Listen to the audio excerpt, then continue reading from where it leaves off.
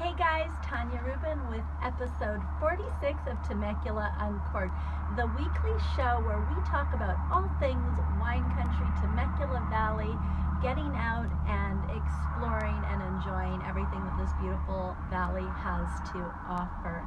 If you or someone you know loves the valley and loves to stay in the know, be sure to share this video with them, and also be sure to head over to the Wine Country Living Facebook group and request to join. That is where we all congregate to talk about all things wine country, share our latest adventures, the winery we visited, any great photos we might have captured, and our recommendation tips and tricks and all of those good things.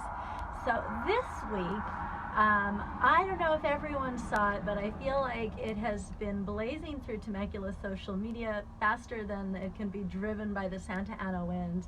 But on Thursday, in the hoopla of Halloween, the Boston Globe released an article written by Jeff Harder. I've got it in my hot little hands, and the headline reads, "Wine lovers, take note. Temecula, California is the next Napa Valley."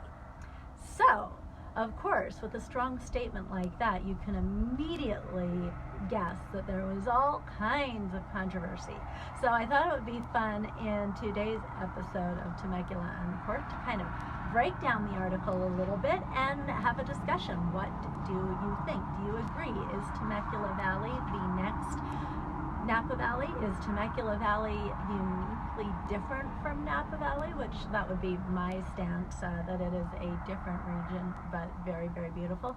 I'm coming to this discussion having visited most of the major regions in Southern California and tasted, certainly visited Napa, the Russian River Valley, Sonoma, where my sister lives, and in addition, the Paso Robles area, as well as Santa Barbara wine country, toured all through that area, and have enjoyed wine tasting through those regions, and then of course Temecula Valley. And I know we have thousands of wineries, so I have absolutely not covered them all, and I am by no means a wine aficionado, which is an interesting point, because that is one that Jeff Harder also makes in this article fairly early on, and that could be some of the reason for the controversy. He goes, "The region is earning recognition for sophisticated wines,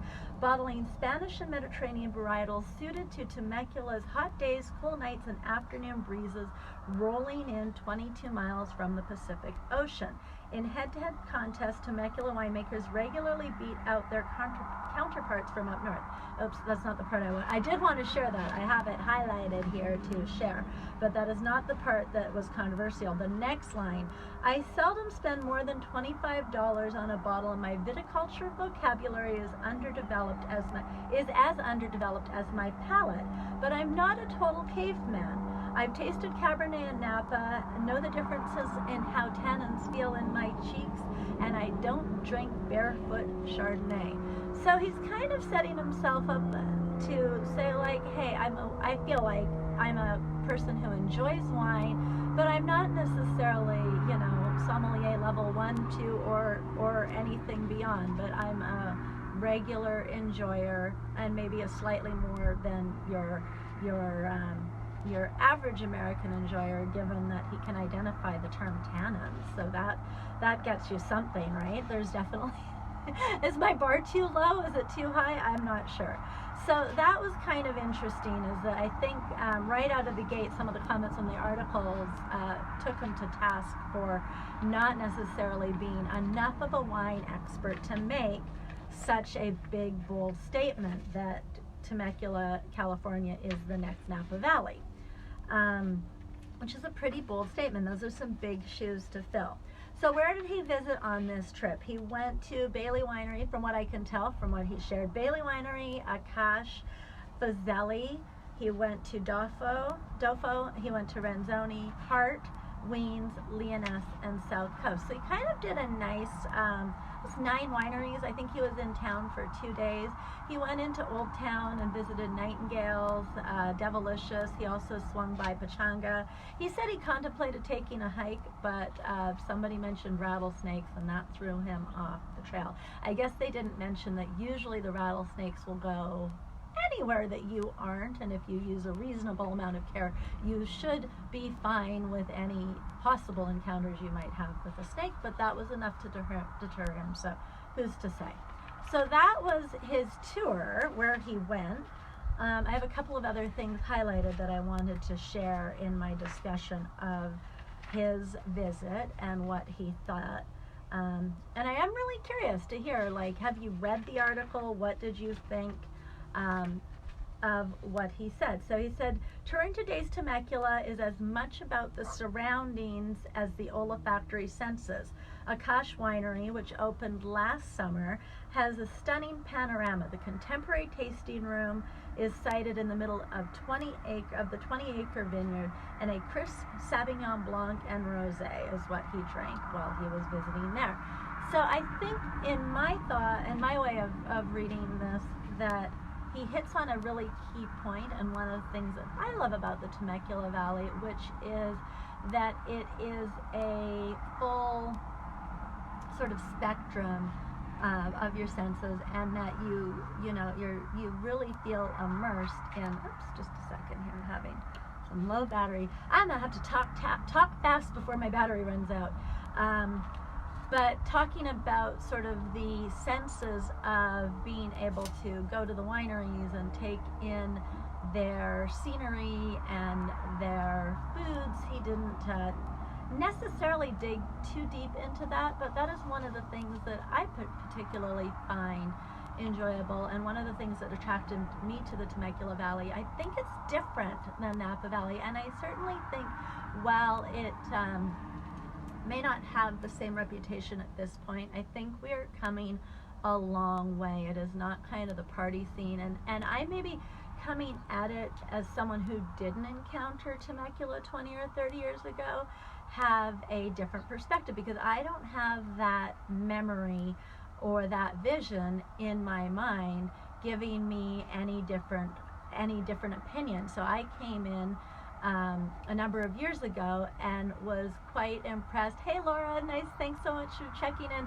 and was really impressed and actually blown away, having visited Napa, having visited Sonoma, with what Temecula was offering. And while not every single wine is high-end, sophisticated, and ready to go, it may have a broader mass appeal, kind of referring back to my discussion with Bill Wilson.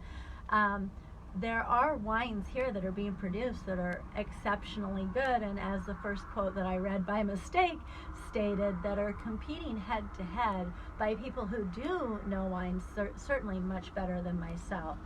So another big appeal that I have found visiting Temecula is that he highlights here, I got my little notes, I got it highlighted, is that it's not unusual to find vineyard owners milling around on the quieter days. You can go to any number of wineries in the Temecula Valley and run into the namesake, whether you're on a tour here, a press tour and promoting the region, or whether you are, just Joe Smith coming down from LA to taste wines. You are going to have the opportunity to run into Kenny and Christina over at Gershon, to run into Brenda Lorenzi, to run into Cindy at Palumbo, and be able to have these conversations and that intimate experience.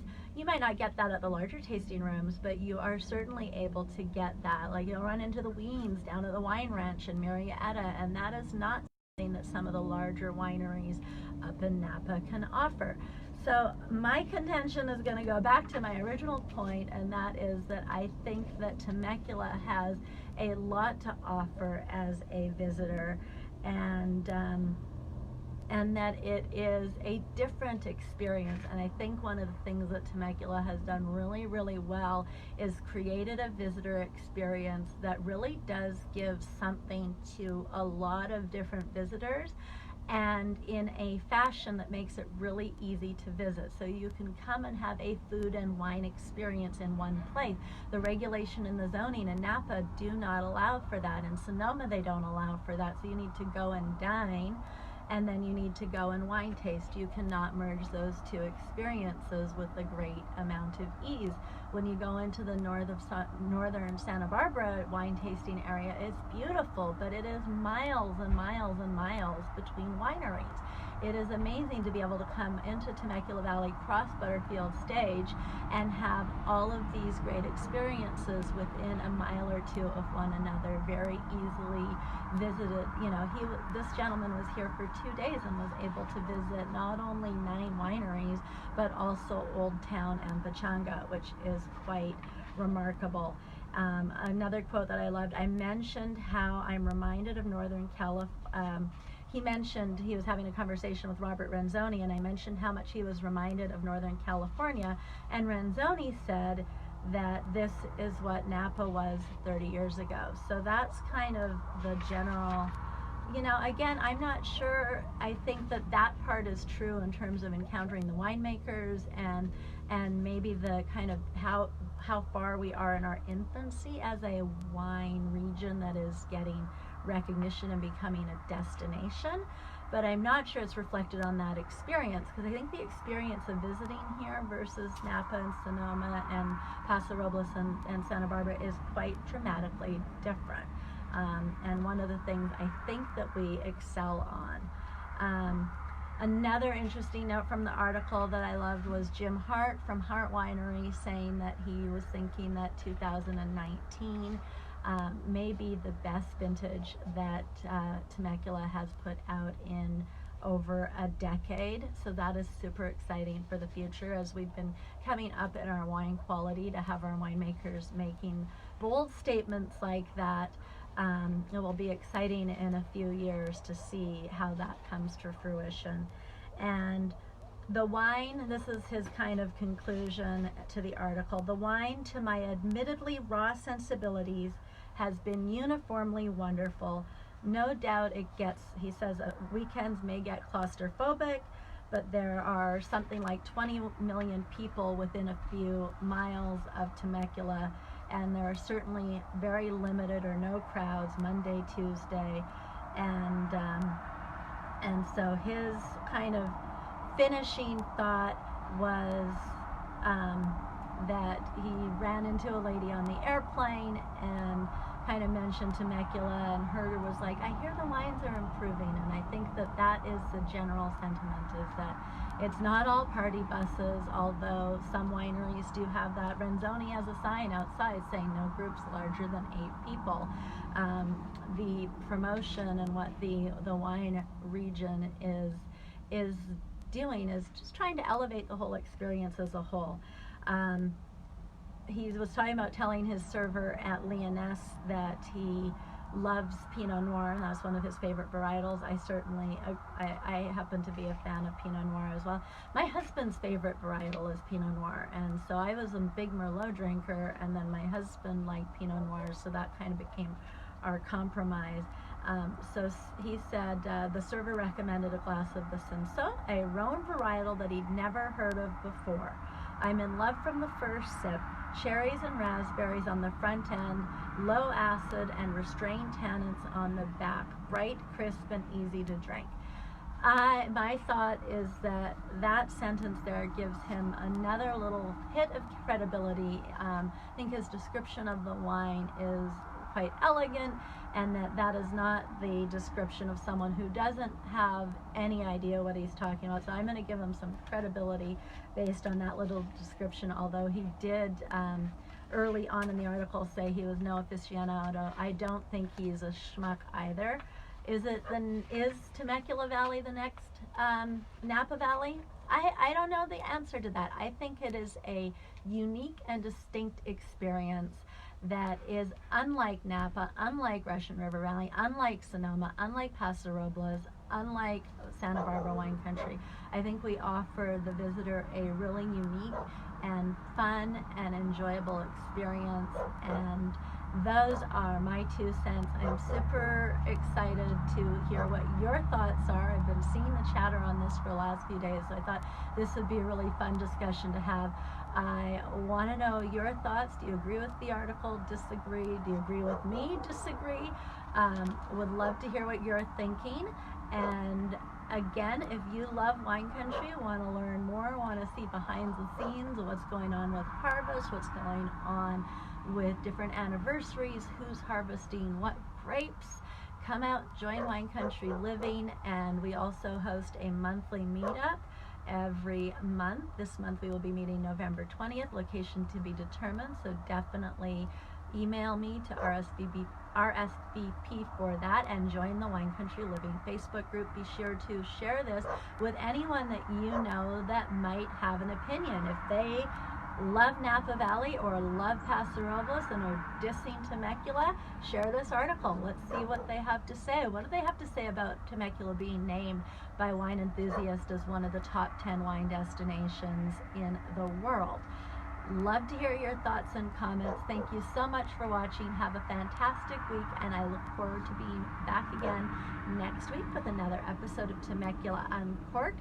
Stay tuned. We still have one more filming session for Wine 101, which is going to be a special Temecula Uncorked series that I'm hosting with winemaker Jay Fernandez. Hey, winemaker Jay. So you do still have time to get your questions in. If you have some basic wine questions that you want answered by a winemaker with 22 years experience, this is your opportunity.